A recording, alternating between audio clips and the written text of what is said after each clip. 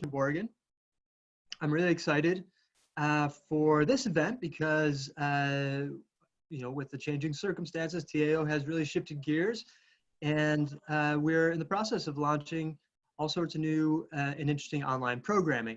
And we've had a couple of events so far, but this is our first online event that is run and organized by our prestigious panel of executives in residence at the Technology Association of Oregon. One thing I did just want to mention is that we are very, very appreciative for everybody for sticking with us and being willing to kind of make the transition from in-person events to online events. We are doing a lot to continue to find ways to convene people, so please stay in touch with us and please stay posted on our events page, techoregon.org/events, because there's all kinds of stuff coming up. With that said, I did just want to say very quickly, if you are not muted, you can mute your microphone on the bottom of your screen. This will help us all to avoid any ambient noise and having to talk over other noises. Just a general best practice that will make this much easier for everyone. I'm done. That's enough of me. And so I'm very excited to hand this over now to the host of the conversation today around influencing while working remotely. So please welcome Jim Switzer from our Executives in Residence team, and he will introduce our panel and get the topic going. Thank you. Thanks, Jerry. I really appreciate it. You know, when we thought about what's going on in the world today and maybe how we can give back as executives in residence, we thought about this subject, influencing while working remotely. Now, we all know there's been a lot of articles on LinkedIn about various protocols, how to work remotely. So we are going to focus on really lessons learned from our lives. As a way of introduction, I have a consulting practice called LaunchPath Strategy Consulting. My focus is on helping companies get into Fortune 500 accounts. I've done that over the years with Autodesk and Hewlett-Packard and Mentor Graphics and a number of others. But I think the most important thing to know is that I've been working remotely since about 1995. So I've actually lived in my house with the kids and gone through the whole cycle of how to manage things remotely. So today we're going to look for an interactive session. The subjects we're going to cover are, first of all, we're going to want to get some feedback from the group on what are some of the challenges you're currently having working remotely. We're then going to go into some lessons learned, how to compensate for the limitations of working remotely, particularly the personal kind of touch that we lose when we're not in the office. And then we're going to talk about how to influence remotely in meetings that are internal and in meetings that are with customers. So with that, I'd like to have our panel introduce themselves, maybe starting with Steve and then working our way through the group. So Steve, maybe you can introduce yourself. Sure. Hi, my name is Steve Powell. I have been working remotely for about a year and a half. So this seems almost like an AA meeting. This is how long I've been doing it. My experience in working remotely over the last year and a half has varied quite a bit. You know, one of my clients, SignalWire, they're HQ'd in Silicon Valley, but about 90% of their workforce is remote. One of my clients is a company called Arctic Wolf, who's also HQ'd in Silicon Valley, but has major presence in Eden Prairie, Minnesota, Waterloo in Canada, as well as Salt Lake City, Utah. And even within a Fortune 10, when I was consulting over at AT&T, they're HQ'd in Dallas. The bulk of the people that I worked with spanned Austin, Texas, Silicon Valley, Bedminster, New Jersey, and Atlanta, based on a number of their acquisitions. And so I've done a lot of remote work in a variety of contexts, and I definitely look forward to the discussion with everyone today. Perfect. Mark?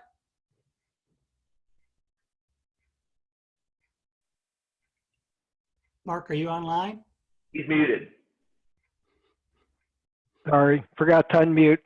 I've lived in the Pacific Northwest since 2006.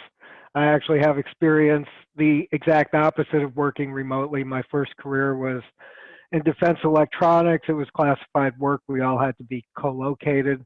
Sometimes we all had to be in a SCIF. And then since 1999, I've worked a mix of remote and distributed teams where we would show up at client sites. And have had teams either distributed in the US or worldwide, with the challenges of having teams 8 and 16 hours off cycle as you follow the sun model or India. So I think this topic is apropos, and we're all excited to share some of our experiences and tricks of the trade we learned working remote and distributed. Thanks, Mark. Greg, how about you? Thanks, Jim. I've actually been working remotely too for several years. I have two startups I'm now a board advisor and a consultant on, and one is outside of London and one is outside of Las Vegas, and it's a distributed team, so everybody's all around the world. Prior to that, I spent like 21 years in Silicon Valley. All my teams were either on-site or through different geos. So we usually had 5, 6 different geos, different teams out there, and we were always on WebEx or some sort of video calls constantly. So I'm looking forward to our discussion today. My recent job was also, I was the president of a Japanese software company. So you can imagine we were on video all the time. Our product development was in Japan, and we were located in Silicon Valley. So look forward to today's discussion, Jim. Thanks. Thank you, Greg. Okay, Rick, you're up. Hey folks, my name is Rick Campfield, and I've been working remote since 1999. That's my AA spiel. So I'm a CEO and founder of a startup company, Consultant Deck, connecting consultants and companies, much like Angie's List for contractors. I also do expert witness work for a couple of lawyers in DC and LA, and also work with Inc. Magazine's affiliate doing CEO peer advising across the US. As I said, I've started working remote since 1999 and have been off and on video chats for some time now. Thank you, sir. We appreciate it, Rick. So how this is going to work is I am going to go around and ask the panel a sequence of questions. They're going to respond, and then I'll throw it out to the audience to ask follow-on questions and comments. We'd like this to be interactive. But before we start, I would like to just throw it out to everybody here that's on the call. And I'd like to get your thoughts on what challenges are you currently experiencing working remotely. So I'd throw that out to the call. If somebody wants to raise their hand or jump in, please do. I know for myself, when I first started working remotely, just the lack of structure was very difficult, but I'm very interested to hear from the rest of the folks on the call.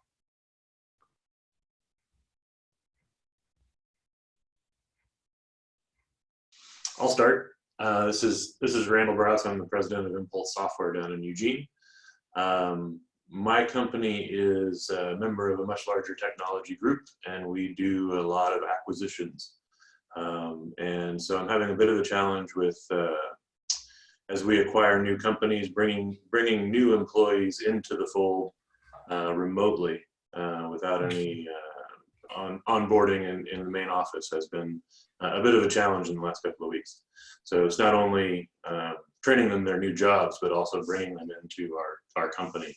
And so I'd be curious to hear what other folks have as far as advice on that. Oh, that's great. Yeah, onboarding is tough when you're doing it remotely. Thank you for that. Other challenges people are having? Hey, this is Greg Sykes here from Viewpoint in downtown Portland. I'll jump in. The way we operate is we have we're a very Portland-centric company. Although we've got employees elsewhere, we have about 500 people downtown, and so most of our meetings occur in conference rooms downtown in person. So being pushed out to our offices, even if only 10 miles from our headquarters, we might as well be 500 miles away. Yeah. And so it's interesting. I think a couple of things. One is being prepared and being organized is super helpful. But I've personally noticed that I now have the ability to move between meetings in about 30 seconds. Mm-hmm. Right? You hang up on one, you click your calendar, you click the invite, you click join, and you're in. Right. And when we were meeting in person, that transition time was anywhere between 5 and 10 minutes because you move between conference rooms, you'd go from one building to the other building. And there were these hallway conversations that would happen along the way. And so now those hallway conversations don't happen. And so that's both good and bad. The bad is, of course, you're not connecting with humans as much in person just to have a hallway conversation. The good is you're not making hallway decisions outside of the meetings. So it's kind of a two-sided coin here. Oh, excellent points. A lot of transition behavioral changes for sure. Thanks for sharing that. Others on the call, what you're struggling with, maybe personally or on the office side, working remotely? This is Steve Stevens. I'm a executive director of a small nonprofit here in Oregon. And I think one of the challenges that I'm facing is I guess I get endorphins from the being around my team. Yeah. And we've, in about 10 days, we've switched completely. We're Zoom, we're Slack, whereas Slack was kind of a toy before. It's a vital part of our repertoire now. But you know, when you're one person alone in a room, you really got to believe in yourself, and you got to believe in your leadership creds to do it. Absolutely, absolutely. That's a great point. Mm-hmm. Others? Yeah, so I was actually going to tie into that as well, as far as like the hallway conversations and just overall morale. Like, I feel like everyone's a little siloed. Usually when you're in an office, especially an open environment, you feed off of the energy around the people around you, and you kind of, you know the direction. If you have somebody's a little down for the day, you can kind of pull them up and understand what's going on. Yeah. With all the space in between everybody right now, it's just really hard to fill out what the overall vibe and morale of the company is. So like maybe tips and tricks or ways to stay in communication just to encourage that and positive. No, that's really important. You feel like in a way that you're kind of losing a little bit of control you felt like you used to have, and kind of uncomfortable for sure. Okay, anybody last kind of thought on this subject before we transition? Yeah, so I'm JJ Switzer, and I am kind of helping spearhead a transition initiative over at Nike. And one of the biggest struggles that I've found is when you're trying to drive change, especially a digital transformation, you have to really have these relational touch points with your stakeholders in order to have kind of that sort of leverage to, just be one of their friends when you're asking them to do something. So as someone driving a project forward, it's harder to have that relational intimacy that can help you get buy-in from your stakeholders. So I've been trying to, any ideas from the group on ways to increase morale and get in touch with stakeholders, especially in a dotted line kind of matrix environment when you're driving change would be great. Well, thanks everybody. Those are excellent thoughts. And I guess there's some comfort in knowing that we're all kind of feeling the same level of discomfort as we make this transition in what might be a brave new world. We'll have to see. Well, let me turn to our executives in residence. And Rick, I'm going to start out with you. Tell us a little about what your first experience was like working remotely, and what were some of your key takeaways? Yeah, thanks, Jim. So it was back in 1999. I was working for Johnson Controls, and I remember meeting with my regional vice president. He said, Rick, I want you to take and develop a team and go attack high-tech market, and you're all going to work remotely. I thought, well, what does that mean? And at first I was excited. I thought, this is really going to be cool. Now, back then, we didn't have the technologies we have today. I'm not talking about like a rotary phone, better than that. But matter of fact, does anybody not know what a rotary phone is on the call? Anyhow, so it was 1999, and I remember developing a plan of attack, and I came home and I was excited, and I said, honey, guess what? I get to work from the house. She was oppositely excited. She was like, are you kidding me? What does that mean? What does that look like? So she was a stay-at-home mom, and I was going to be in her business all day long, and she didn't like that idea. And she wanted to create some rules. I thought, we'll be okay. We'll make it work. The following week, we created rules. I was disrupted all the time with things that I wanted to be disrupted with either the kids having to be picked up, Julie coming home from the grocery store and needing to unload the vehicle, the dog needed to go out, and realized I have got to create some structure. So we sat down and we created some rules. And fortunately, my home office, I've got a closed door. And that meant if the door was closed, Dad was at work, don't bother him. I had the prerogative if I wanted to go out, but they knew they couldn't come into the office. The other big rule that we created was making sure that I didn't work so many hours, because it was easy for me to have my computer sitting on my laptop working all day and night. And I didn't do a good job of shutting it off. And so I remember my wife telling me, I got to have some sort of routine, some sort of mechanism to shut down, just like it would if I was in the office. Mm-hmm. So those are the two biggest takeaways. So what about, I know that as an executive, you've managed teams, and what was that like for you, managing teams remotely, and what were some of your takeaways from that?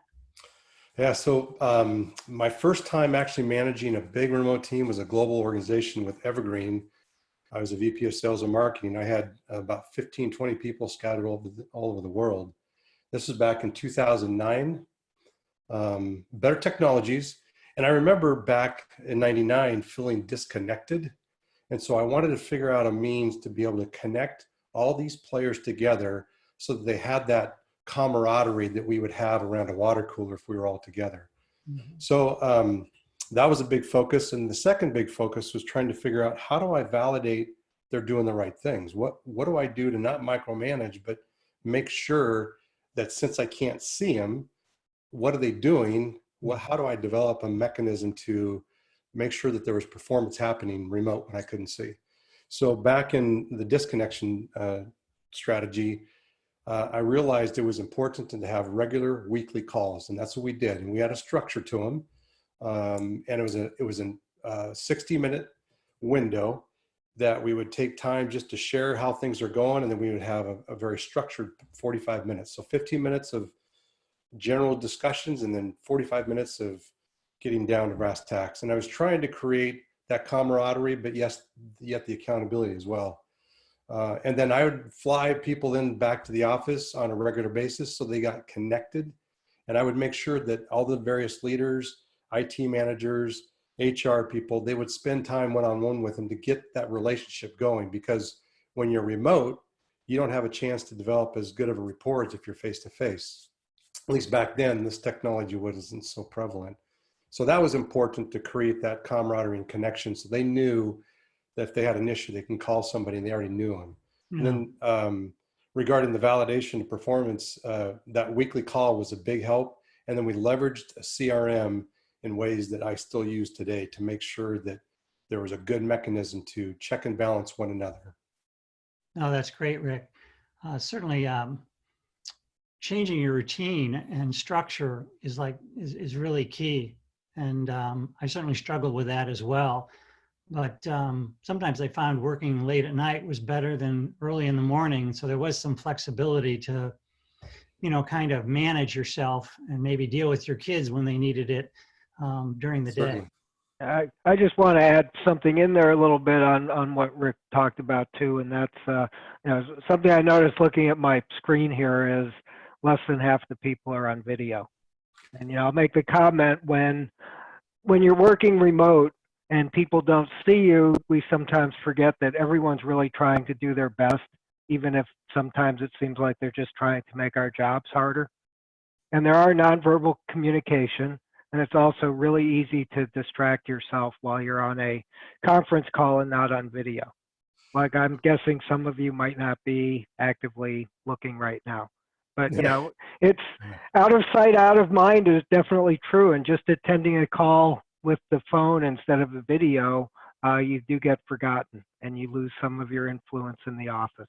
And you also forget that those other people you work with are actually people you like and nice people. So I do encourage you, turn on your video, unless you're, if you aren't dressed, that's one thing. But, that's one of the tips is, prepare for the call just like you would a meeting in the office. Body language is 57% of effective communication. That's why I tell everybody, when we start, turn your cameras on. We know you're at home and it's a more relaxed atmosphere. You don't have to have a suit and tie, and you may not shave. Jerry. Jerry. So it's okay. No, that's excellent. It really brings us, it brings us kind of the next subject that I'd like to transition to, and some of you guys alluded to this, is there's real limitations on the personal side that come into play when you're working remotely. And Steve, I'd like to throw that to you. You know, it's one thing to work remotely all of the time versus remotely part of the time. I was wondering if you have any thoughts on that. You know, I certainly do. And, you know, I've definitely lived in both worlds. You know, I mentioned at the beginning of the call that I've worked remotely for the last a year and a half. Prior to that, is in life as a corporate executive, I had definitely managed across many different locations, as well as managed folks who, you know, quote, telecommuted. But it's really interesting that actually, you know, kind of this whole world of part-time telecommuting is very different from this world that we're living in with remote work. You know, as an example, when I was at Barracuda, I had a number of tech writers that were in my group that like to do the bulk of their writing heads down. So, you know, 2 to 3 days per week, they would they'd work from home. But you know what? 2 to 3 days a week, they were still there in the office to celebrate people's birthdays, to attend group meetings live, to go out to lunch with the team. And so they were still really an integral part of the culture. They were still able to participate in, you know, the hallway conversations and even the hallway decision making that actually occurred. But this whole remote work, it turns out, has been a very different kind of connection. You know, as an example, I remember hiring a developer out of Colorado who had very specific, you know, Microsoft Exchange expertise, and which we didn't get anywhere else. And I remember we were working remotely for quite a bit of time. And what was interesting was that this particular fellow, even though his team was based in Silicon Valley, he didn't end up moving to Silicon Valley to be with the team, but he ended up moving to our Ann Arbor office, still distant from the team, just to be part of an office. And so, so one of the things that we just really have to remember is that that remote work is really different. It creates a very different kind of challenge for both influence and team inclusion. And even where remote workers, and you'll find this a lot, they will tend to build, you know, best friends, you know, confidants. So maybe a remote worker might connect with the person they're collaborating most closely with remotely, and they may have a very, very close, you know, video, iMessage, you know, type of relationship. But that's really, really different from team inclusion. And so there's really, really some differences there. And I think that one of the things that we're all now experiencing, now that we are in this business of influencing as remote workers, not just telecommuters, it's a very, very different kind of challenge. Yeah, it really is. So one of the things too that's part of this, Steve, is the whole portfolio of tools that you recommend to kind of help close the gap. What are your thoughts on that? Yeah, and we've kind of already, in the early comments here, talked about the mix. You know, Zoom, I think in this whole era, Zoom has gotten a lot of airtime. So I won't spend a lot of time here, you know. And what I found is that all of my clients, for example, who use these tools, whether they're using Zoom, Google Hangouts, Hangouts Meet, Starleaf, you know, there are a whole variety, WebEx, there are a whole variety of tools. Everybody pretty much uses those the same way. If you haven't hooked up, if your IT team hasn't hooked up all the calendaring stuff yet, they should. But, you know, that's kind of a staple. But, you know, there are a few things that I think really are important to add to the mix. One of them, as an example, is when you're using Slack or Teams or IM, really build a culture of utilizing the status, utilizing your status. Because, you know, when you're face-to-face in an office, if you happen to sit in an office, closing your door or opening your doors is a nonverbal cue. In open office environments, putting on your, you know, Bose headsets or not is a good visual cue. It turns out when everybody's working remotely, the only thing that you can put out there is really something there like your presence or your status. And almost in many cases, the more detailed, the better. Like I've seen statuses, you know, on Slack, like working heads down on the MTA revisions for the next 4 hours. That kind of gives you the cue. Hey, is this something worth bugging the person out? Versus, hey, just cleaning up some unit tests, which definitely tells the team, hey, you know, this person can be interrupted. I also think that if you haven't taken advantage of the ad hoc, you know, a little phone icon in Slack, that's awesome. So whether you're in a one-to-one conversation or in a 2 to 3-way conversation where you realize, you know, hey, we should just talk about this real time. The video and audio capabilities in Slack are actually really, really good. My experience has been that even with all the increased internet usage associated with work at home, it's still really, really good.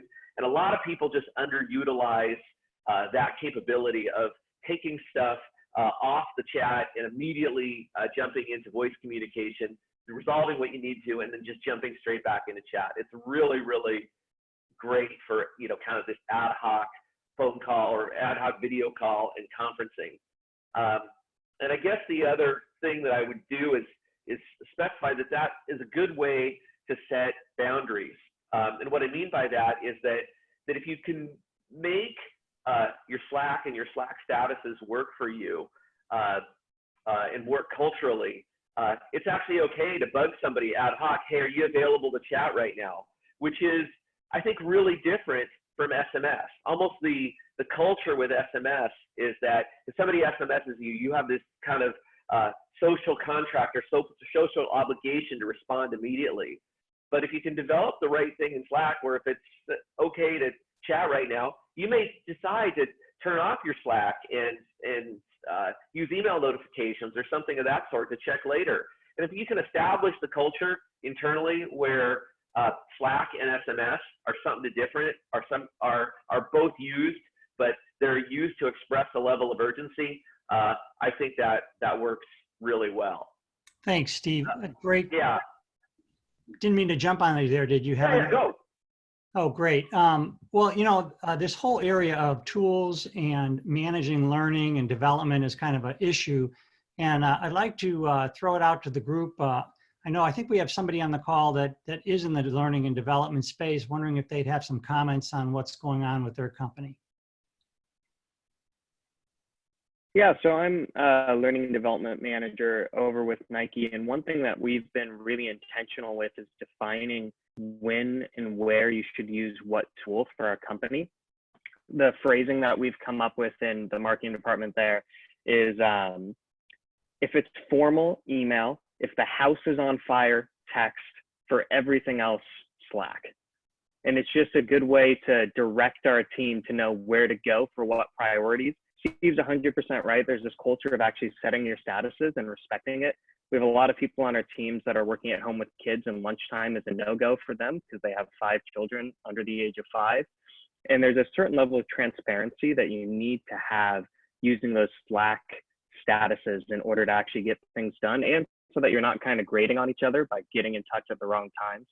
So it takes a level of intentionality. We've also instituted some project management tools like Asana and Trello to actually track how we're going forward on our projects, and instituted daily stand-ups that are just 15 minutes long, focused on kind of an agile methodology of what you've done, what you're about to do, and what's in your way, so that we as leadership can attack it.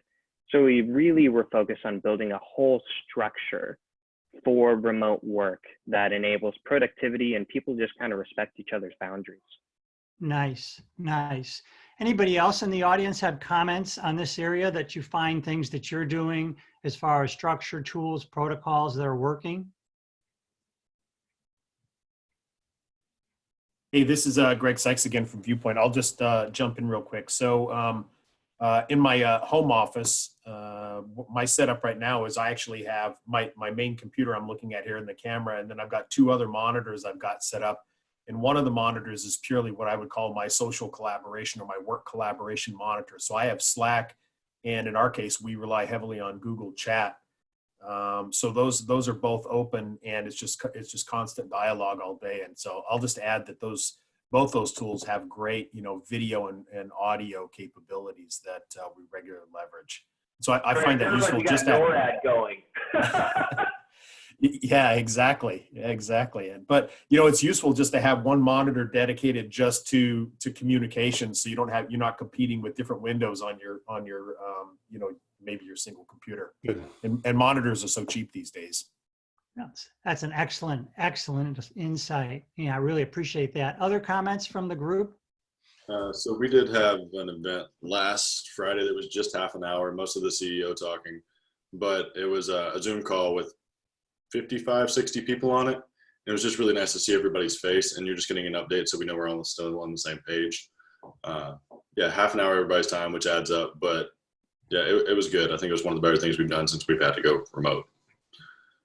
Great. Jim, I use a highly sophisticated piece of technology that I think is worth sharing with everybody. Sure. It's when you're done, you're done.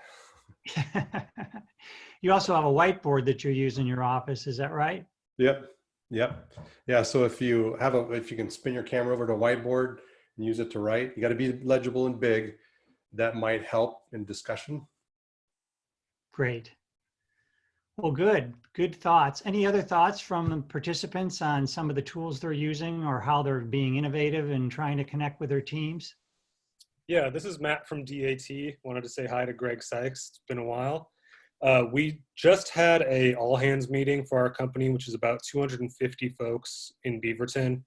Wow. So that was primarily our executive leadership team, but we did find that was really helpful to help kind of bring back all those people that have not worked remotely before, still feel connected and know what's going on with the rest of the company that's outside their department. So we're going to try to do those more often. That first one was a little bit rough to get set up, but it went pretty well. Hey, Matt, what was it like to have 250 pictures on the screen? What is it? So we used a Google Meets for that, and we just asked everybody to make sure to mute their mute their mics. And most people just turned off their cameras as well. But we kind of had that set up where only the speaker pops up on screen. So it went fairly well until some executives were talking over each other. Did you get any feedback from your teams privately on how they felt about it? Not so much about how they felt about that. What we ended up doing was setting up a separate Slack channel so people could ask questions that normally there's a Q&A section in those all hands meetings. So we just asked everyone to type up their questions there. And so at that point in the conversation, everyone referred back to that and answered those questions directly, which worked pretty well. Perfect. Well, that's great input. Thank you, everybody. We're going to move to our next area of questioning, which really has to do with the theme, is how to influence remotely without being in person. And Mark, I think you have some thoughts on how you might do that, particularly with internal meetings. Yes, I mean, one thing I've found over the years, whether it's in-person meetings or not, is if you offer to take the minutes, it's usually grabbed at, and that lets you kind of control what gets disseminated. And then what I found was important is when people did have comments back to the minutes that indicated some misperceptions, if you really want to influence, work to resolve the, to get a common consensus, whether that's getting 3 or 4 people on the call. And it's very different if you think about an in-person meeting, when someone is saying something and you notice someone else in the room is shaking their head no, you can address it and go, you seem to have some disagreement, or you seem to be upset about that comment, and you get it discussed. And with these little, thumbnail views of people, you don't really see those nonverbal cues unless it's maybe the speaker themselves. So I do encourage, whether you take the minutes or when you see, even if Google Docs are used for the minutes, if you see there's some comments that indicate a lack of consensus, be the influencer and be the one who goes and kind of takes it on yourself to get the consensus. That's great. What about when you kind of get to meetings? What's your comments on that, Mark? Yeah, well, something I always used to do is, again, I'm a big believer that, email and text and virtual meetings, you start forgetting that these are other humans and people you actually like. So one of the things I always tried to do was get to the meeting early, be there to greet people as they come into the meeting, just like you would if you were in the room. You know, hey, how are things going? You know, if school has just started again, you know, how are you handling back to school with the kids? I mean, the human element, and, you know, if it is working, you tend to get some other people to come early. And I think it was Randall from the audience had mentioned at the beginning, you know, one thing with these video or teleconferences is you can move from one meeting to the next in 30 seconds. And I think we lose part of the human element there too. I mean, even after a meeting in the office and walking to the next meeting, someone who wanted to say something to you or wanted to add something in has the opportunity. And when you just hop from teleconference to teleconference, if you had a disagreement with someone or you had a nugget you thought you wanted to share with them, it's hours before you really have a chance to do that, and by then it's stale and you probably forget. So we also used to.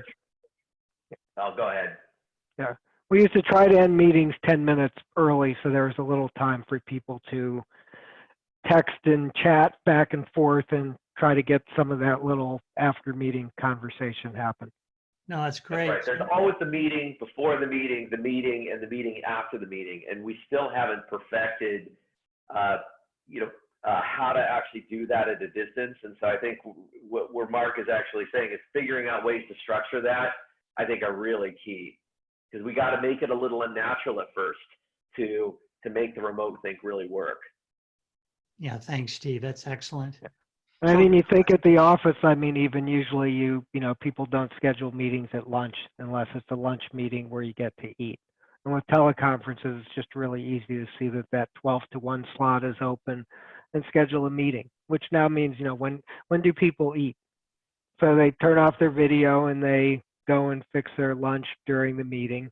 Or when it's back-to-back meetings, the first 5 or 10 minutes of the next meeting is spent with their chatting with people at the previous meeting, resolving a few things.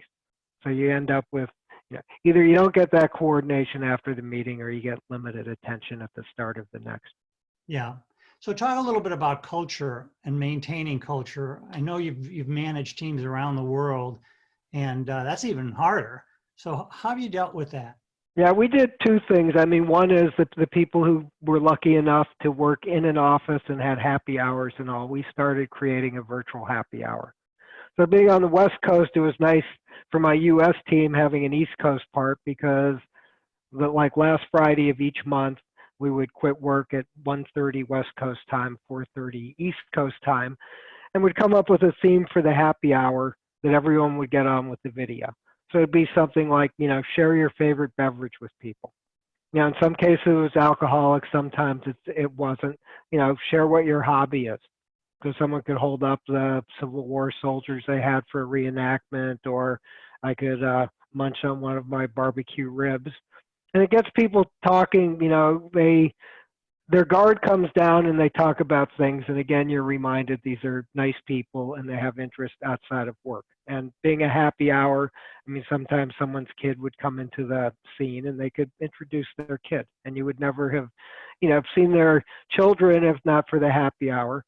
The other thing I would do sometimes too is, if something had been contentious in a meeting, you know, at the office, you can always drop by someone's office later, whether it's go out and have a beer after work, or, you know, geez, sorry, I got a little bit curt with you. We would do that as a virtual thing. I would just, you know, chat with someone, reach out on instant messaging, or now you can use Slack, and just go, hey, how about we grab a cup of coffee?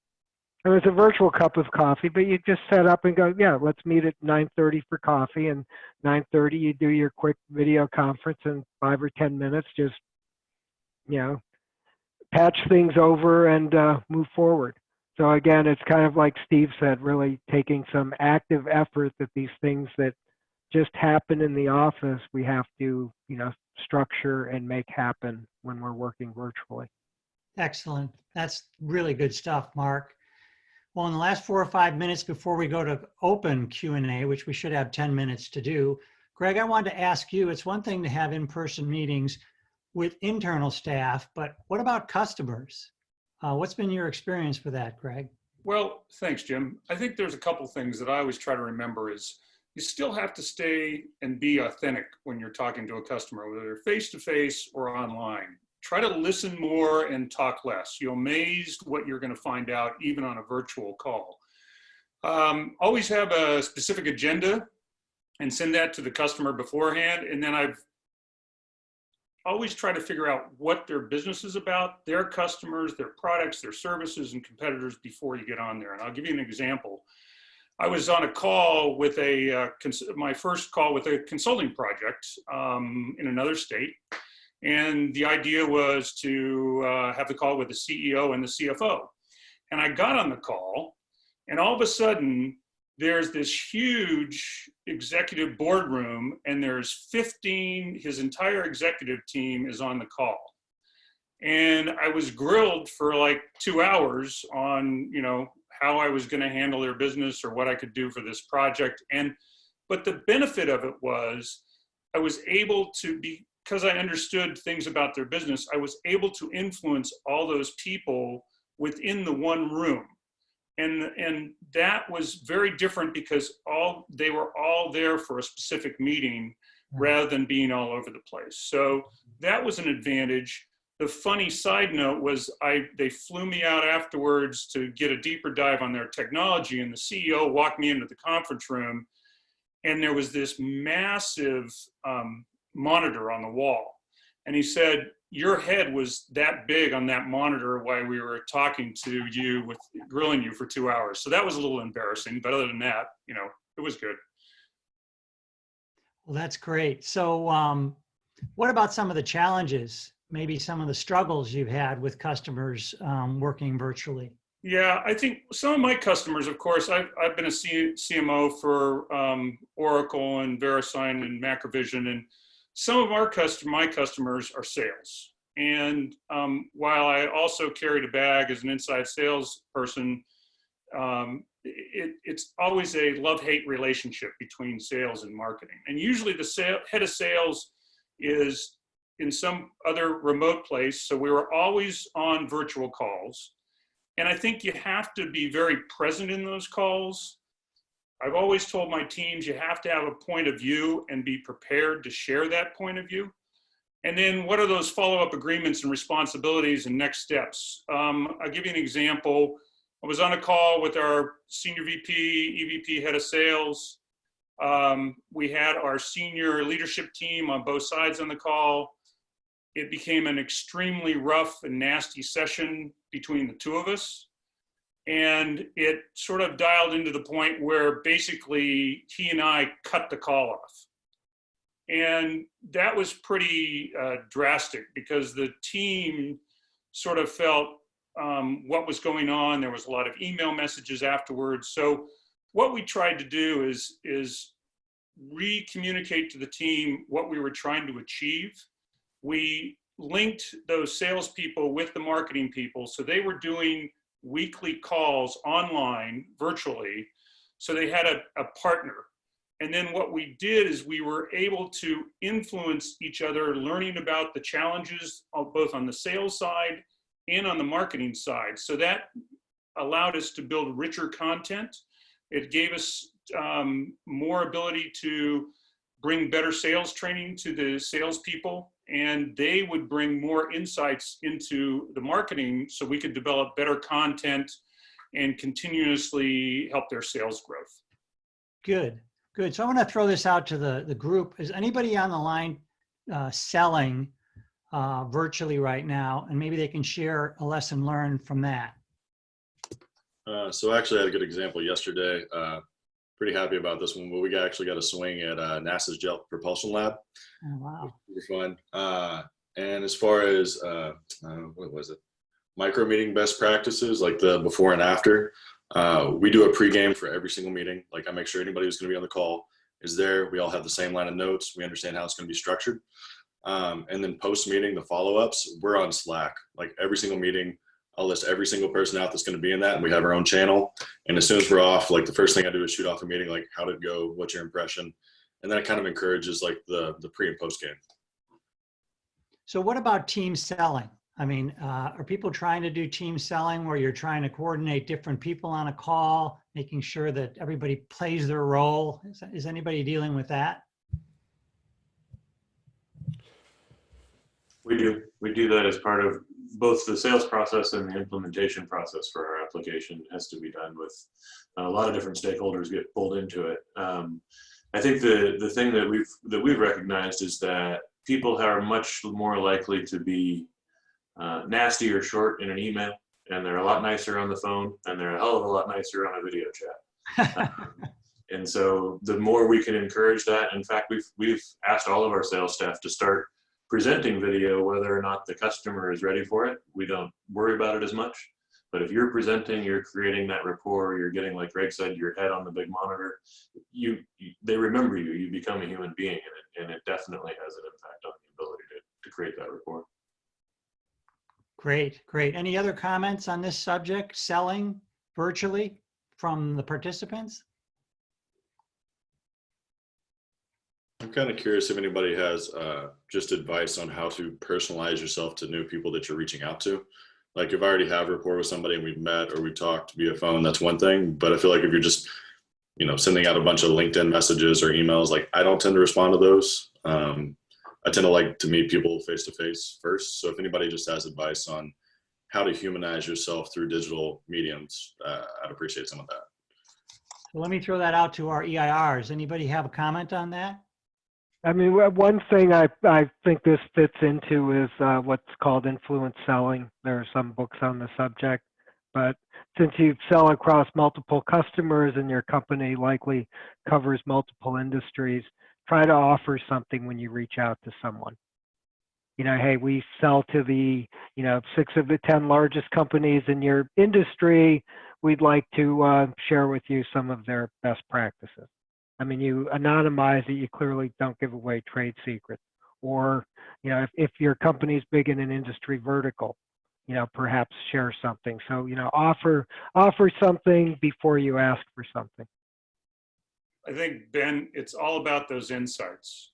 And we've talked about that a little bit in the past, where you really do a deep dive even before you're meeting people face to face. I would think you'd be doing that same thing when you would do that on the video.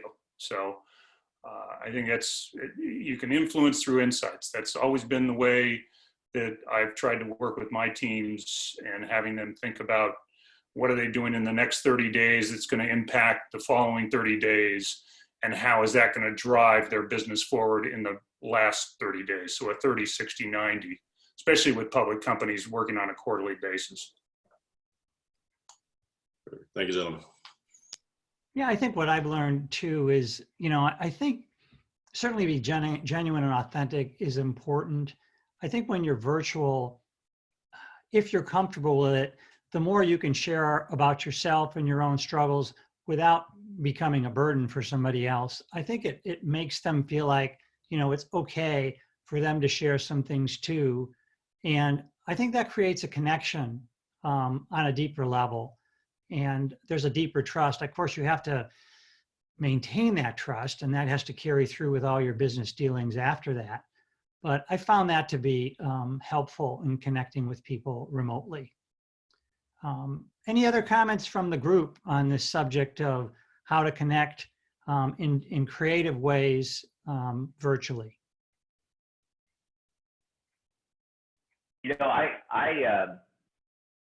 I actually happen to be a big fan of people who actually allow their environments to be shared around them. I can't think of how many times since I've worked remotely that people comment, like for example, on my taste in art or anything else, or I love seeing what people have. I know that there's been a kind of a trend to use the Zoom background feature from a lot of people, and I generally don't like that. I have found that engagement just does increase when you kind of allow your life to show through a little. One item to that point, I got a couple of clients that they're now using their Zoom cameras and whatnot and sharing their space in their area just to provide some more connection. Now you got to have a tidy house and clean it up, but it's an interesting strategy because people genuinely, when you look at each picture, you're looking behind and seeing what's there. So take the curtain down and share. That's good. That's Can good. I share from the other side real quick? So right now I'm evaluating an inventory management tool, and all the companies we worked with, the thing that I've appreciated the most are the ones that do personalize it, like you were saying, Rick, even showing their area. Like our whole team's remote, so they're seeing the kids behind us when we're on the sales call. The ones that put the Zoom backgrounds behind and try to almost seem too buttoned up and don't acknowledge the situation, it just feels a little bit inauthentic. Whereas what you're saying, Rick, the folks that are, even saying like, hey, I'm struggling with my kids at home. I hope, I know you guys are too, like, and being open, like we've definitely been more receptive to those vendors than the ones that try to just ignore the situation and keep it business as usual. Yeah, there's the power of the mute button is great. When you cough or a dog barks or whatever, people expect that interaction will occur. Just click the mute, then bring back on, and there's no disruption. I will say that casual feeling is very West Coast. Sometimes when you get East Coast or international, that's not nearly as good as point received as well. Yeah, I will emphasize, I mean, if you do forget to mute, which we all do at times, and there's and you don't have your video on and you've decided to empty the dishwasher during a part of the call that's not particularly relevant to you, and someone goes, with the person please mute who's unloading the dishwasher, don't go, sorry about that, just mute your phone.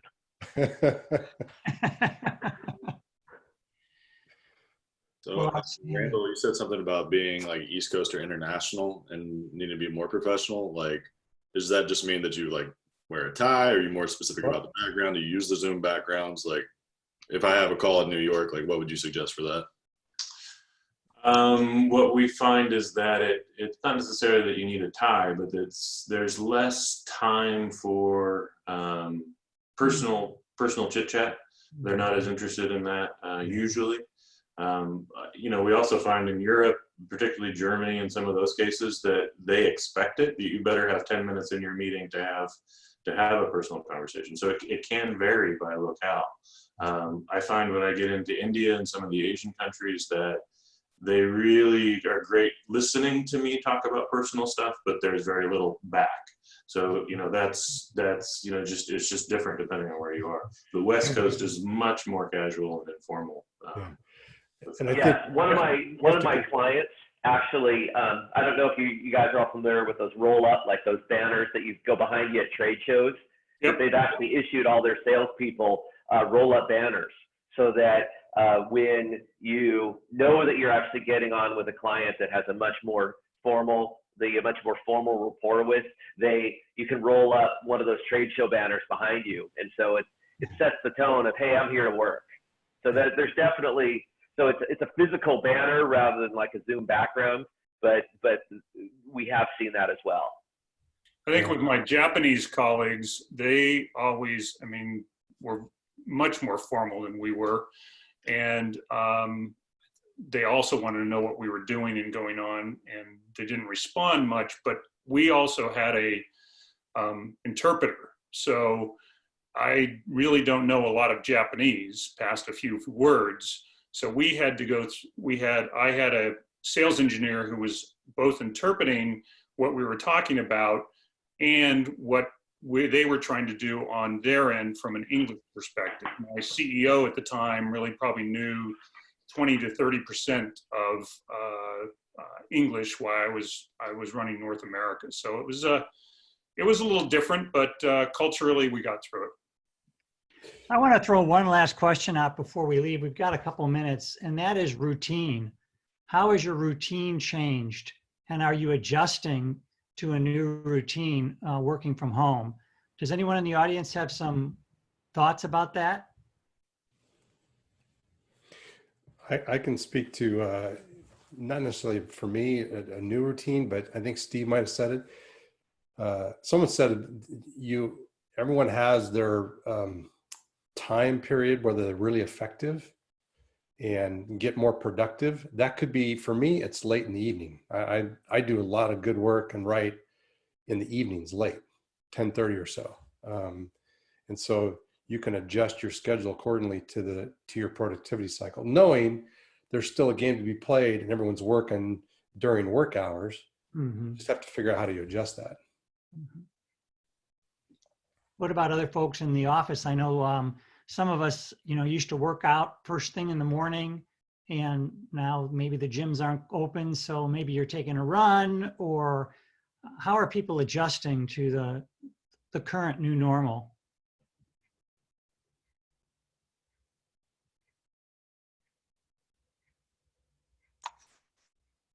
Hey, this is Greg Sykes. I'll jump in real quick. I think, I very much recognized one of the other speakers when they said, hey, if I'm not paying attention to the clock, I could work all night.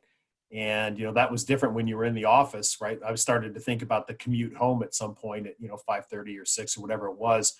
And it's easy just to kind of sit here and all of a sudden look up and say, oh, it's 7 o'clock at night, right? And I've been going since 6 in the morning. So I think starting to put blocks on the calendar to say you're done for the day, or some visual cues like that, as well as then just, say, make time and then use that time to hit the gym instead of sitting in your car driving home, is definitely something that I've reminded myself to do. Good. Good. Any final thoughts on that?